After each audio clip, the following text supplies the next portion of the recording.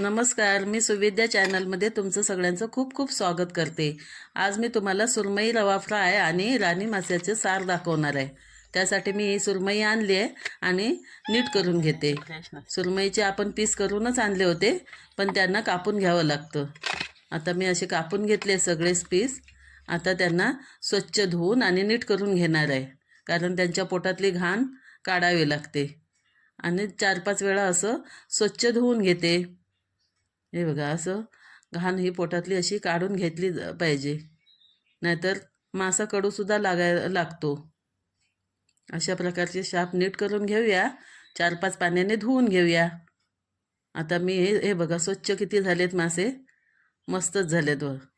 अशा प्रकारे मासे एकदम स्वच्छ करून घ्यायचे धुवून, आणि नंतर मग आपल्याला जे काय करायचं असेल ते करायचं. आता हे माझे स्वच्छ धुवून झालेले आहेत मासे, आणि हे आहेत राणी मासे. राणी मासे मी खास सारासाठी आणले आहेत, कारण त्याची चव खूपच छान असते. आता हे घेतलेली सुरमई आहे जी नीट करून, त्याला मी लावते अर्धा लिंबू, त्याचा रस, आगळ आणि मीठ. हे सगळ्या पीसना अगदी व्यवस्थित लावून घ्यायचं आहे. त्याच्यामुळे मासा कडक व्हायला मदत होते आणि हिमूस जो वास असतो तो पण निघून जातो. त्याच्यासाठी माशासाठी ह्या गोष्टी खूप महत्त्वाच्या आहेत. अशा प्रकारे सगळ्या पीसेसना लावून घेतलं आहे. आता मी तोपर्यंत राणी मासे नीट करून घेते. राणी मासे नीट करताना खूप काळजी घ्यावी लागते, कारण त्याच्यावर खूप भिंग असतात आणि त्याला बाजूला कल्लेसुद्धा असतात, ते लागतात हातांना. त्यामुळे व्यवस्थित काळजीपूर्वक नीट करून घ्या. हे ताट कल्ले असतात, ते हातांना नीट करताना लागू शकतात. ते काळजीपूर्वकच करा. एरवी हा मासा ताट आणि छान चवीला असतो. असे हे सगळे मासे मी नीट करून घेते आणि मग मी तुम्हाला भेटते.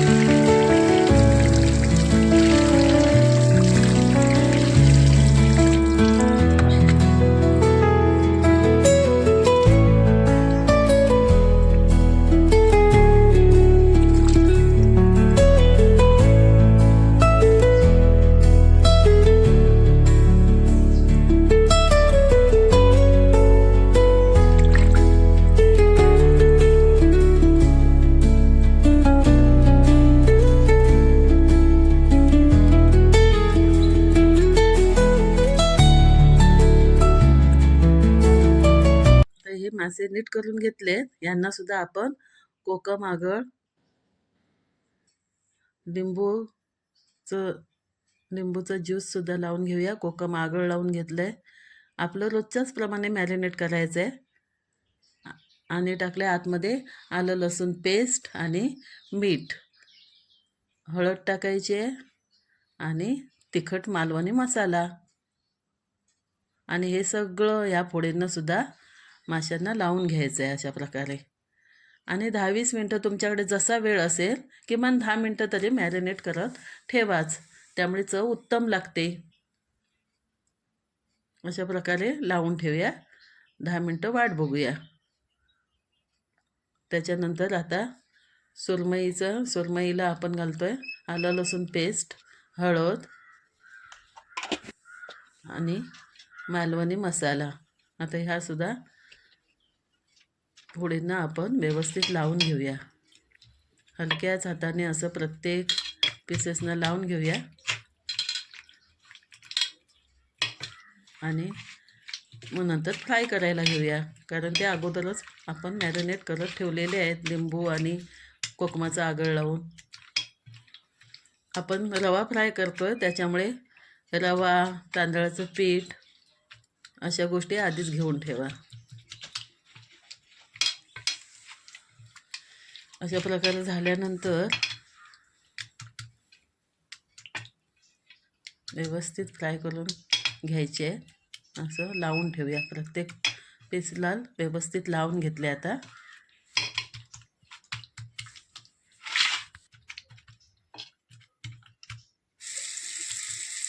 सुरमई रवा फ्राय म्हटल्यावर रवा, तांदळाचं पीठ, हळद, तिखट, मीठ असं एकत्र करायचं आहे आणि प्रत्येक पीसला आपण व्यवस्थित दाबून ते लावून घ्यायचं आहे, जेणेकरून पडणार नाही. पडत नाहीत, छान चिकटतं, पण लावताना व्यवस्थित सगळीकडे लागेल असं लावा. अशा प्रकारच्या तेलामध्ये आपण व्यवस्थित करून घ्यायचं आहे. हे बघा, छान क्रिस्पी अशी सुरमई तळून तयार झाली. आता ह्या फोडी ताट होतात. सुंदर अशी रवा फ्राय झालेली आहे. आता आपण साराची तयारी करूया. सारासाठी घेतल्यात मी 7-8 लसणीच्या पाकळ्या ठेचून आणि तेल थोडं वापरायचं आहे सारात घालताना, वरती कट येताना. अशा प्रकारे चांगली लसूण भाजल्यानंतर आतमध्ये घालायची कढीपत्त्याची पानं आणि आपलं रोजचं मालवणी वाटप. हे वाटप घातल्यानंतर उकळी येईपर्यंत थांबायचं आहे आणि आतमध्ये चवीनुसार टाकायचे कोकम. अशा प्रकारे घट्टसर असं सार आपल्याला ठेवायचं आहे. छान आता उकळी येऊन देत. त्याच्यात घातलं मीठ. चवीनुसार तुम्ही मीठ घाला, कारण माशांना सुद्धा लावलेलं असतं, त्या दरम्यानच तुम्ही मीठ वापरा. छान उकळी येऊन देत. आता उकळी चांगली आली आहे. आतमध्ये राणी मासे सोडून घेऊया. धन्यवाद.